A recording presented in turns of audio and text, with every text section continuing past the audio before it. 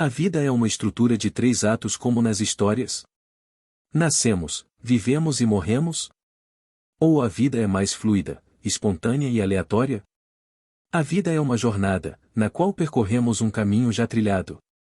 Ou a vida é mais como nadar numa sopa espessa de imprevisibilidade e aleatoriedade? Clarice Lispector foi um dos gênios da literatura do século XX.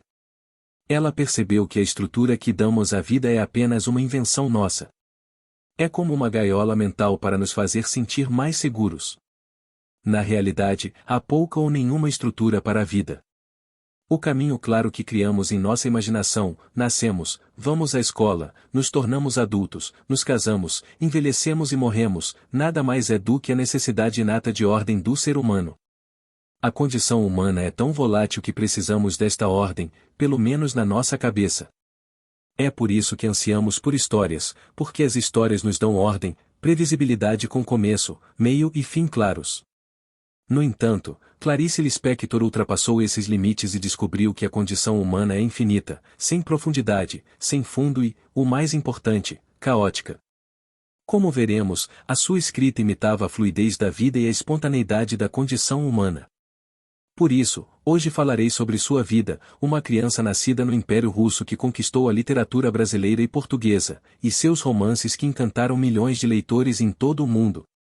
Então pegue uma xícara forte de café brasileiro e deixe Clarice trazer um pouco de clareza à literatura e à vida. Vida. Clarice Lispector nasceu como Chaya Pinkasivna Lispector, em uma família judia no oeste da Ucrânia, na época parte da Rússia soviética.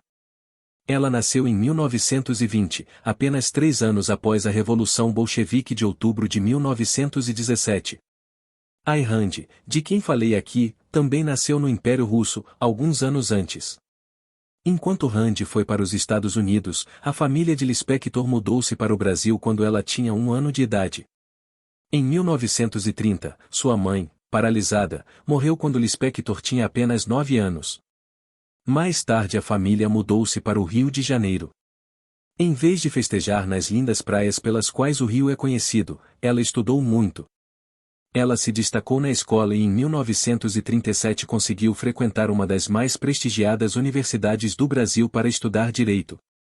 3 anos depois, seu pai morreu em 1940. Agora, aos 20 anos, sem pai e mãe, ela estava sozinha. Nesse ínterim, ela também trabalhou como jornalista para sustentar a si mesma e a seus irmãos. Ela ficou famosa com a publicação de seu primeiro romance, Perto do Coração Selvagem, quando tinha apenas 23 anos. Em sua escrita, ela foi fortemente influenciada pelo romance de Hermann Hesse, Lobo da Estepe, que trata do nosso animal interior. Falei detalhadamente sobre Steppenwolf em meu vídeo sobre Hermann Hesse. Perto do Coração Selvagem foi escrito num estilo de monólogo interior, uma expressão psicológica fluida, nova na língua portuguesa da época. Foi considerado um dos maiores romances escritos em língua portuguesa. Em 1943, casou-se com um jovem diplomata e 1 ano depois mudaram-se para a Europa, vivendo em Itália, Suíça e Reino Unido. Mais tarde eles se mudaram para os Estados Unidos, onde ela passaria cerca de 16 anos de sua vida. Em 1959, aos 40 anos, voltou ao Rio para se dedicar à escrita. Em 1966, ela sofreu um acidente. Enquanto tomava um remédio para dormir, um incêndio causado por seu próprio cigarro queimou gravemente seu braço direito. Este acidente teve uma influência profunda em sua vida e em sua escrita, da mesma forma que a escrita de outro gigante da literatura sul-americana, Jorge Luiz Borges, mudou enormemente após um acidente que lhe causou um ferimento na cabeça. Poucos anos depois deste acidente de incêndio, Lispector publicou uma das maiores obras da literatura portuguesa. Em Água Viva, ela revolucionou a contação de histórias, em que a água viva se torna uma metáfora para a energia para o florescimento da vida, bem como para a queima e a destruição. Mais sobre este livro mais tarde. Assim como Hermann Hesse, Lispector também pintou. Embora seus pais falassem russo, ela se destacava em português e inglês. Para se sustentar, ela também traduziu livros do inglês para o português. Em 1977, ela morreu de câncer, aos 56 anos.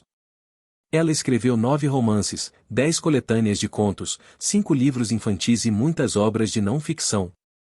Ela foi comparada a Franz Kafka, em parte devido à sua herança judaica, mas principalmente devido ao seu estilo, que é profundamente sombrio, onde sonhos, pesadelos e realidade se misturam livremente numa espécie de inconsciente freudiano. Na próxima sessão, discutirei 4 de seus livros com mais detalhes, para que você tenha uma ideia de sua escrita. Romances Perto do Coração Selvagem, publicado em 1943, Perto do Coração Selvagem, o primeiro romance de Lispector, conta a história de Joana, uma jovem que tem um lado animalesco selvagem que desafia a moralidade e as expectativas da sociedade. É contado através de flashbacks em um estilo de fluxo de consciência semelhante aos romances de Virginia Woolf ou James Joyce. O romance expressa as tendências selvagens de sua infância de 2 maneiras. Por um lado, através da sua criatividade linguística, sendo capaz de escrever poemas, mas, por outro lado, através da violência e da dor que inflige aos outros. Apesar de ser humana, Joana tem muitas qualidades animalescas, o que é semelhante ao romance de Hesse de 1929, Steppenwolf, que é sobre um homem que pensa que é um lobo das estepes preso dentro da pele de um homem. Lispector leu o romance de Hesse antes de escrever seu romance, então podemos ver a influência que isso teve sobre ela. O protagonista raramente se preocupa com a moralidade do que é certo ou errado. Por exemplo, ela joga um livro em um velho sem arrependimentos ou desculpas. Você poderia dizer que ela é uma psicopata, mas isso seria muito simplista. Lispector nos leva de volta à nossa fiação evolutiva que, na condição certa, surge em nós a qualquer momento. Isto é muito semelhante à obra-prima de Agatha Christophe, a trilogia Notebook que já discuti. Também nesse romance, 2 meninos que cresceram em tempos de guerra tornam-se máquinas sobreviventes amorais. A protagonista de Lispector também é indiferente ao caso do marido, assim como em O Estranho de Albert Camus, Meursault não se importa com nada. Neste romance, Lispector captura as complexidades emocionais internas de uma mulher moderna, libertada para retornar à sua selvageria como animal amoral. Algumas pessoas rotularam o romance como uma Madame Bovary dos tempos modernos, de Gustave Flaubert, que deixou o marido em busca de sua própria felicidade e prazeres. O romance é como um vulcão em erupção, revelando a psique interior de uma mulher. Neste primeiro romance, Lispector examina a profundidade da psique humana que não tem limite, não tem estrutura e não tem fim. Aqui está um trecho do romance em que a protagonista reflete e pondera sobre seu ser, sua existência. Citação: Quando de repente me vejo nas profundezas do espelho, fico assustado. Mal posso acreditar que tenho limites, que estou delineado e definido. Sinto-me disperso na atmosfera, pensando dentro de outras criaturas, vivendo dentro de coisas além de mim. Quando de repente me vejo no espelho, não me assusto porque me considero feio ou bonito. Descubro, na verdade, que possuo outra qualidade. Quando não olho para mim mesmo há algum tempo, quase esqueço que sou humano, tendo a esquecer meu passado e me encontro com a mesma libertação do propósito e da consciência que algo que mal está vivo. Também fico surpreso ao descobrir, ao olhar para o espelho pálido com os olhos abertos, que há muito em mim além do que é conhecido, tanto que permanece sempre silencioso. Clarice Lispector, Perto do Coração Selvagem. Perto do Coração Selvagem é uma facada na natureza crua da vida humana. Por um lado, somos feitos de matéria, um monte de átomos, moléculas, células e partes do corpo, mas, por outro lado, somos um poço de consciência ilimitado e sem fundo. Lutamos e lutamos para conciliar nossa composição material, que é finita, com nossa imaginação infinita e o inconsciente. Em outras palavras, nossa consciência é tão limitante quanto as células materiais das quais somos feitos. É no inconsciente que residem todas as possibilidades. Esta é uma metáfora perfeita de que a maioria dos inventores e descobridores são como sonâmbulos. Frequentemente, eles tropeçavam em coisas novas sem buscar conscientemente tal descoberta ou invenção. A Paixão segundo G. H. publicado em 1964, A Paixão segundo G. H. conta a história de G. H. Uma mulher rica que, sob um poderoso feitiço místico, come uma barata. Depois que sua empregada se demitiu, G. H. decide limpar o quarto da empregada. Para sua surpresa, ela descobre que o quarto está impecavelmente limpo, exceto alguns desenhos na parede, que mostram os esboços de um homem, uma mulher e um cachorro. Não é a foto de um homem e uma mulher com um filho, mas de um animal doméstico, um cachorro. Nesse momento, ela também percebe que a empregada deve tê-la odiado, o que de repente a deixa furiosa. Abrindo um guarda-roupa, surge uma barata e ela bate a porta, derrubando o inseto. Ela está tão enojada com a barata morta que tem vontade de gritar. Mas não apenas isso, a visão horrível quebra algo dentro dela, sua base humana é abalada. Sua identidade desmorona. Ela percebe que o corpo acidentado da barata contém coisas elementares essenciais que também constituem seu próprio corpo. É a mesma coisa. Essa realização física e espiritual é tão intensa que naquele momento ela agarra partes da barata e as assim como um animal insetívoro como um lagarto devoraria um inseto para se alimentar. Citação: do que eu quero é viver daquele algo inicial e primordial que foi o que fez algumas coisas chegarem a aspirar a ser humanas. Clarice Lispector, A Paixão segundo G.H. Novamente, assim como em seu romance anterior, Lispector nos leva de volta ao nosso passado animal, quando perambulávamos em busca de insetos para comer. A visão de uma barata morta pode nos causar repulsa agora, mas em nosso passado mais profundo, nossas criaturas ancestrais as comiam para sobreviver. Isto também me lembrou do romance de Franz Kafka, A Metamorfose, em que um humano se transforma num inseto, o que também questiona toda a ideia da humanidade como um cavalo alto, quase divino e diferente dos outros animais. Na realidade, porém, somos primos das baratas. Essa percepção às vezes chega até nós em nossos sonhos, assim como aconteceu com Zhuangzhou, que sonhou que era uma borboleta e acordou questionando se era uma borboleta sonhando ou se era Zhuangzhou sonhando que era uma borboleta. Ele não encontrou nenhuma resposta clara. Lispector também transita entre a realidade consciente e o sono inconsciente.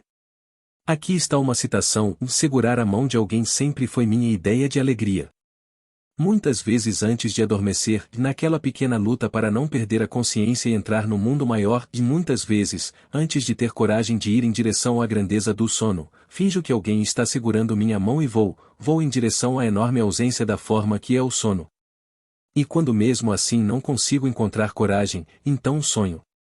Clarice Lispector, A Paixão segundo G.H. Outro elemento é a ordem. A casa está limpa. O quarto está limpo. A vida dela é quase perfeita. Ela mora em um apartamento muito chique. Mas isso é apenas uma fachada. Com o menor dos incidentes, primeiro a empregada se demite e depois uma barata morta, tudo desmorona para ela. O mundo moderno funciona com base na previsibilidade. No fundo, queremos que as coisas funcionem como um relógio. Mas não importa o quão previsíveis tornemos a sociedade e a vida, a bagagem evolutiva que acumulamos ao longo de milhões de anos está sempre dentro de nós e sai em forma de liberdade de vez em quando para nos chocar. O romance nos confronta com a ideia de que nossas experiências místicas ocorrem talvez quando esse passado evolutivo mais profundo desencadeia algo dentro de nós que pode ser transformador. Portanto, esta experiência de ver uma barata acidentada pode parecer insignificante, mas tem um impacto transformador ao ligá-la a milhões de anos do nosso passado evolutivo, nos quais comemos uns aos outros para sobreviver. Água Viva, publicada em 1973, considerada a sua melhor obra, Água Viva é o monólogo interior de um narrador anônimo em primeira pessoa dirigindo-se a uma segunda pessoa anônima. O título em português significa Água Viva. Uma fonte que borbulha do interior da Terra. Ao contrário de um vulcão que pode ser extremamente violento, este romance é um musical linguístico e a expressão de uma turbulência interior cantada numa canção ou tocada através de um instrumento. É difícil definir o livro como romance, livro ou poesia, ficção ou não ficção. Isso quebra esses limites.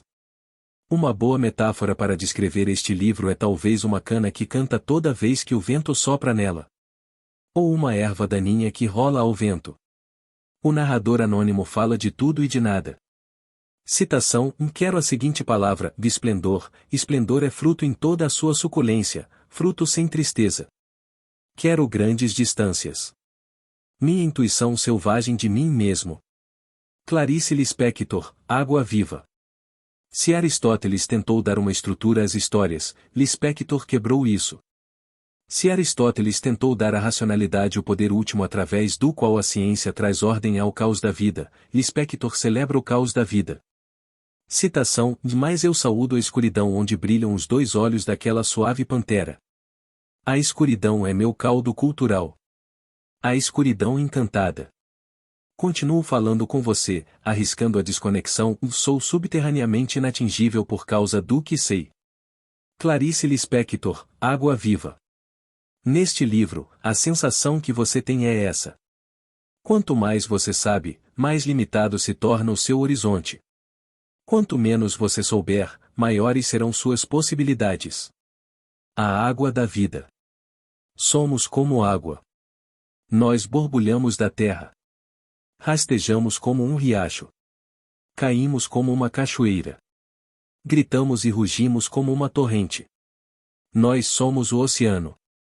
Somos ilimitados, ilimitados e infinitos. Assim que você o define, você o limita. Está escrito no estilo da consciência, que vale tudo. A inconsciência não tem limite e é a consciência que lhe limita. O fluxo de consciência é na verdade como um sulco que canaliza o inconsciente selvagem para a compreensão. Água Viva é uma janela para outro mundo. É uma música de outro reino. Citação: Que música linda posso ouvir nas profundezas de mim. É feito de linhas geométricas que se cruzam no ar. É música de câmara. A música de câmara não tem melodia. É uma forma de expressar o silêncio. Estou lhe enviando um escrito de câmara. Clarice Lispector, Água Viva. A Hora da Estrela, publicado em 1977, pouco antes de sua morte no mesmo ano, seu romance mais famoso, A Hora da Estrela, conta a história de uma pobre datilógrafa, considerada um dos personagens mais icônicos da literatura brasileira. Apesar de sua vida dura, ela não se preocupa com isso. Mas a sorte não está do lado dela. O namorado dela a maltrata e, para piorar ainda mais a situação, ele a abandona pela melhor amiga. Pense no coração partido. Por insistência da amiga, ela procura uma cartomante que lhe conta um futuro brilhante com muito dinheiro, um bom marido alemão e felicidade. Marido alemão? Isto é evidente. Os alemães são ótimos maridos porque são confiáveis e trabalhadores. Ivan Goncharov disse isso há 150 anos em sua obra-prima, Oblomov. Mas infelizmente nesta história, nenhum deles se tornou realidade. Tudo acaba quando um carro alemão a atropela. Em vez de um marido alemão, uma obra-prima da engenharia alemã acaba com tudo para ela. O romance tem muitos elementos autobiográficos, como o sonho brasileiro da população rural em busca de uma vida melhor nas grandes cidades como Rio e São Paulo, que a própria Lispector realizou ao se mudar do Nordeste para o Rio.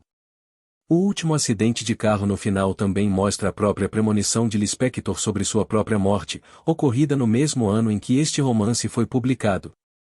Em muitos aspectos, os grandes romancistas são como videntes que transmitem mensagens mais profundas do subconsciente através dos seus escritos.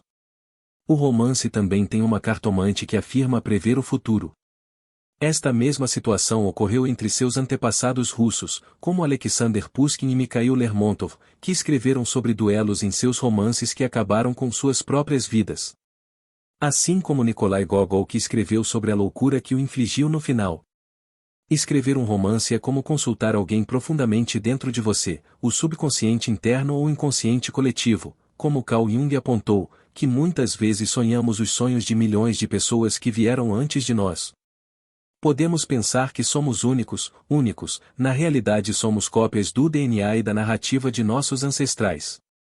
Citação: Todo o mundo começou com um sim. Uma molécula disse sim para outra molécula e a vida nasceu. Mas antes da pré-história havia a pré-história da pré-história e havia o nunca e havia o sim. Sempre foi assim. Não sei porquê, mas sei que o universo nunca começou. Não se engane, só consigo a simplicidade com um esforço enorme. Clarice Lispector, A Hora da Estrela. A própria origem da outsider Clarice Lispector, nascida na Ucrânia do Império Russo e que acabou no outro lado do globo, deve ter lhe dado um par de olhos mais aguçados para perscrutar a existência humana. Um estrangeiro que se mudou da Europa Oriental para a América do Sul, depois se mudou para a Europa Ocidental e os Estados Unidos e voltou ao Brasil, deve ter se sentido um estranho em todas essas culturas. Ser uma pessoa de fora permitiu-lhe introspecção e ver as coisas com clareza. No meu vídeo anterior, falei sobre Ayn que também nasceu na Rússia, mas se mudou para os Estados Unidos. Os dois não poderiam ser mais diferentes. Ayn foi política e filosófica, enquanto Lispector foi psicológica. Ayn era como uma física clássica, enquanto Lispector era como uma física quântica. Ler a obra de Lispector é quase uma experiência mística. Você sente que está conectado a tudo no universo. Você é tudo no universo, mas ao mesmo tempo é tão insignificante no grande esquema das coisas. Música é muito proeminente em seu trabalho. Foi Schopenhauer quem disse que na nossa condição humana somos prisioneiros da vontade cega que nos obriga a fazer coisas na vida. Por exemplo, o nosso desejo por sexo é a vontade que nos obriga a procriar. Para Schopenhauer existem duas maneiras de escapar da vontade cega. Ou alcançamos a salvação através de um alto nível de consciência alcançado através da meditação e do ascetismo, como é o caso dos místicos e eremitas. A segunda maneira de escaparmos da nossa condição humana é através da música ou da arte em geral. Nietzsche construiu sua visão filosófica do mundo com base na arte como o propósito último da vida. Lispector, embora não tenha argumentos filosóficos próprios, por ser uma artista, ela coloca a música como uma força mística que nos leva de volta às nossas raízes naturais. É através da música que quebramos as estruturas sólidas e rígidas que criamos para nós mesmos. Tudo se derrete com a música. Atinge lugares onde nada mais consegue penetrar. É por isso que a música é universal, não apenas entre as diferentes culturas humanas, mas também entre as diferentes espécies. Ansiedade de separação. Um terceiro elemento em seus escritos é a nossa separação da natureza. Foi o psicólogo alemão Erich Fromm quem argumentou que muitos dos problemas psicológicos modernos se devem à nossa separação da natureza e também de outras pessoas. Ele argumentou que a nossa racionalidade nos afastou dos outros animais e que nos considerávamos quase de um planeta diferente, então este foi o nosso primeiro momento de ansiedade de separação. Para nos acalmar, inventamos deuses como nossos criadores. A segunda separação aconteceu com a modernidade. A modernidade quebrou tradições e visão de mundo religiosa e nos transformou em indivíduos espalhados. Então agora não estávamos mais conectados à natureza ou a uma comunidade. Essas separações nos causam ansiedade. Em outras palavras, todos sofremos de ansiedade de separação. Nos escritos de Lispector, ela mostra como estamos verdadeiramente conectados com outros animais e também com outras pessoas. Ao aceitarmos o nosso destino como animal, aliás selvagem, podemos libertar-nos, pelo menos na nossa imaginação. A mensagem final que Lispector descreve em seus escritos é que estamos todos conectados com todos os outros animais e plantas. A separação nada mais é do que uma ilusão. Isto pode soar muito oriental, pois os budistas e os hindus sabiam disso há milhares de anos. Para Lispector, aquela imagem de uma mulher comendo uma barata mostra que somos primos, embora alguns milhões de anos de evolução nos tenham dado a ilusão de que somos de planetas diferentes. No fundo somos todos iguais. O que você acha?